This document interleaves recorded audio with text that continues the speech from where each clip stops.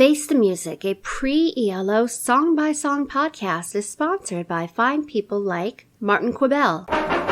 This is Face the Music, a pre-E.L.O. song-by-song podcast. Morning Sunshine, the Idol Race. Wait till the morning sunshine. Wait till the morning sunshine. Feels like another day. I wouldn't know my love's away from home today. Wait till the morning sunshine. What's that song all about? Morning Sunshine was released as the B-side of End of the Road by the Idol Race in June 1968. It was the fourth track on their first album, The Birthday Party, which came out 3 months later. On November 23, 1968, the New Musical Express wrote Best numbers on The Birthday Party. are Morning Sunshine and Follow Me Follow. In 1989, Gil wrote in Face the Music fanzine number 6, Employed a sharp contrast between its bright, unassuming title and the dark, low-keyed content, overhung with a constant rumbling, thunderous drum, and a middle 8 which almost sounded like someone crying their way through the night until the comforting arrival of the morning sunshine. Idol Race drummer Roger Ollie Spencer, in a February 2010 interview with Retro Sellers, said, Morning Sunshine too. What a great song that is. It still stands up. the song was covered in 2001 by Jeremy and Christmas Island in 2008. Well, it's a good morning. Haven't you heard that it's a good morning? I'm Eric Paul Johnson, And I'm Eric Winsenson. and Morning Sunshine, which, as a lifelong insomniac, always infuriates me, because when I see the morning sunshine start to creep in, I know I'm going to be really cranky the rest of the day because I did not sleep all night. I know it's time to shut the video game off, or put down the book, or come back home to the wife. From some place I'm supposed to be, not from some... Not from being kicked out of the strip club again. Yeah, exactly. So far from the Idol Race, we've heard a lot of bells and whistles and kitchen sinks and whizzits. Lots of whizzits. Organs, warbly tape effects, something that sounds like cartoony from probably the sound archives of the recording studio they were with, and a lot of weird, wild, way out kind of stuff. All of it great. And here, the Idol Race has been stripped down. They're pretty bare here. There's not really a lot going on. I love the song. I love all that whizzits and bells and special effects and all that kind of stuff, but this one's pretty damn great too. First heard it when I got that Idol Race reissue back in 1986, and first thing my 16-year-old self thought was, well, this kind of reminds me of Apache. It doesn't flat out rip off Apache. Certain elements of the song remind me of that in Morning Sunshine, like the Native American drum beat that you always hear in every Western movie and Western TV show and Western radio show that lets you know that Indians are coming or they're present. It's just the memory. And the subdued strumming of the rhythm guitar in both songs, they kind of remind me of each other.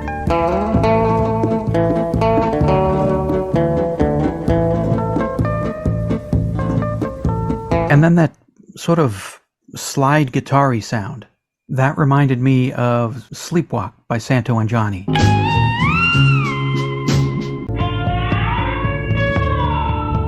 It's not a direct lift, but I would say in the style of Santo and Johnny, Jeff Lynne works that into his song. I like it. I think it's a pretty good song. I thought it was repetitive, that it keeps doing the same thing over and over again. And you know what? I don't care. Yeah. No, you're not wrong about I think that's kind of the point of the song, too. I'm with you. I really, really enjoyed it. Plus, also, he knows that this should not be a 15-minute song. Yes. It's a 2-minute song. And that's good. And it's kind of his version of Here Comes the Sun. And the Beatles also knew not to make that a 15-minute song. So now I was saying last week how the Idol Race sounded like they were still in 67. So yeah, here we go, non-single stuff. We're in 68. Production's different, even though it still sounds a little bit rough as compared to some other bands. But it's definitely not 1967 anymore. It's beyond gnomes and tea parties and having tea parties with gnomes and singing about little cakes and strawberries and talking fruit and everything that they were doing in 1967. Sorry, I know it. That's kind of how some of it sounds after a bit. Ghosts squatting in houses that are being demolished. Exactly. Carnival work. Well, carnies are always a good thing if you're going to get creepy. Yeah. But no, this is just a nice little meditative song about waking up. And like they say, when you get over 50, the best part of waking up is just waking up. So yeah. And that slide guitar is the part that really hits it home, because that just adds that last little element there that you need to make the song what it is. Yeah, you're not wrong. It is repetitive, but fortunately it's got a catchy tune to it. And yeah, there's not a 20-minute extended remix version of just that over and over again. Yeah. Young Jeff Lynne was a genius, and he knew that's it. That's all we need. We don't need the 5-minute guitar solo to drag this out. 2 minutes, 2.5 minutes. Okay, we're good. On to the next song. So there's not going to be a lot of major interpretation of the song. It is what it is. Yeah, and what's also great is amongst all the songs with whizzits and tape effects and everything else is a song here that sounds different from everything else on the album. And I really like that, when you can listen to an album and not every song sounds just like every other song on that album, or the album before, or the album before that. Yeah, and I think that's all I've really got to say about this one. Yeah, I mean, there's not really a lot to talk about. It's pretty much just quiet drums and guitar, and Jeff has got a nice voice that's quietly singing along with that, and you get little quiet lead guitar accents in there, and it's a nice, pleasant song. There's really not a lot of effects to dig deep into or deep message to it. It's just kind of, his girl's left, and well, wait till the morning sunshine. Maybe things will be better. Got something to say about Morning Sunshine? Then call the telephone line voicemail. 623-850-3375. Call now. Obviously, we all love the Electric Light Orchestra. Otherwise, I wouldn't be doing a podcast about it for the last 6 or 7 years, and you wouldn't be listening. But with 201 Electric Light Orchestra songs as of September 2023, not everything can be gold. Even the Beatles have a few stinkers in their catalog. Everybody knows what songs me and Winsenson don't like by the Electric Light Orchestra, but what songs do hardcore Electric Light Orchestra fans hate? Well, here's the first of a new reoccurring segment, Fault Line. Barry Delve, Dirty to the Bone from Alone in the Universe. The lyrics are just nasty, and maybe a bit misogynistic. A character assassination set to an incongruous, jolly tune. Jeff has written plenty of songs about meeting bad women, from Evil Woman to Four Little Diamonds, but they always provide some context and reasoning behind his thinking. Dirty to the Bone is just a list of faults.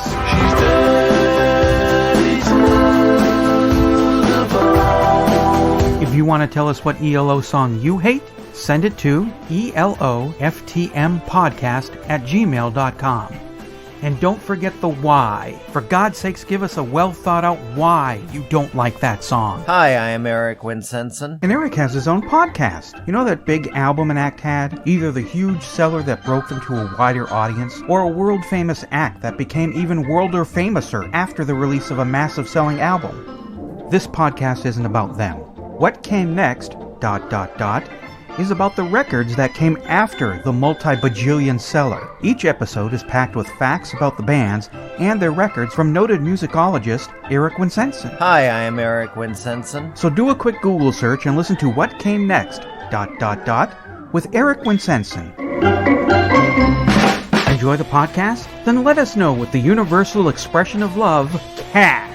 You get swell extras when you subscribe at patreon.com/ELOpod. For $1, $2, or $3 a show, you get expanded episodes that include more conversation, discussion about remakes, full lyrics reading, E.L.O. origin story, and other goodies you can only hear in the expanded episodes through a Patreon subscription. Help a poor man build a pretty dream and give us lots of money at patreon.com/ELOpod.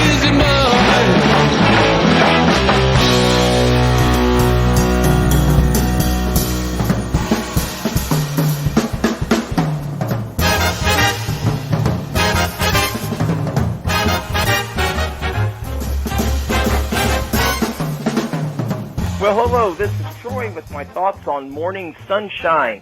I really love this song. It reminds me of an early Moody Blues song from the mid-60s. I really love the harmonies, and I love the use of the slide guitar and the keyboard kind of in a contrapuntal fashion with the vocals in the verses. And my favorite part of the song is the middle. Oh my God! It sounds very E.L.O.y with the harmonies, the chorus, the slide guitar, and the keyboards. The slide guitar is very George Harrison-esque. And I have said this before, I'll say it again, I don't think Jeff Lynne was thinking about E.L.O. at this time any more than I think Roy Wood was. But I do think, listening to these idle race songs and the songs by The Move during this time period, I do think they were both thinking beyond where they were at that present time. And I can totally hear E.L.O. recording this song and arranging it much like it's arranged, especially in the middle. And I envy those who heard this song with fresh ears at the time, who hadn't even heard of E.L.O. because E.L.O. didn't exist.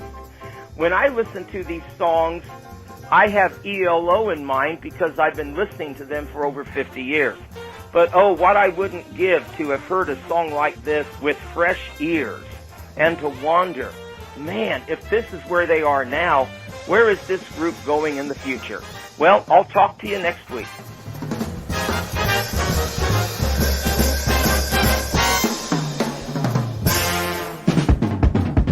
Face the Music, a pre-ELO song-by-song podcast, is a production of Radio Trolla Entertainment Assorted Deli Meats Amalgamated. You can contact us by voicemail at 623-850-3375 or email us at eloftmpodcast@gmail.com and we'll read and reply to it on the show. Keep up to date by joining our Facebook group and spread the word by sharing the link or giving us a quick rating on iTunes. Subscribe to our YouTube page, the Electric Light Orchestra podcast channel, to hear other goodies. You can financially support the podcast at patreon.com/ELOpod or PayPal using the podcast's email address, or send a check or money order to P.O. Box 1932, Superior, Arizona 85173. Next week, So You Want to Be a Rock and Roll Star.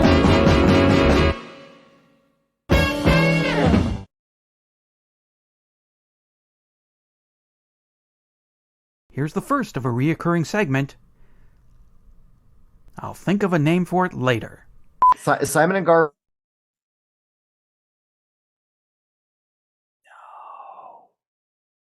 No. No.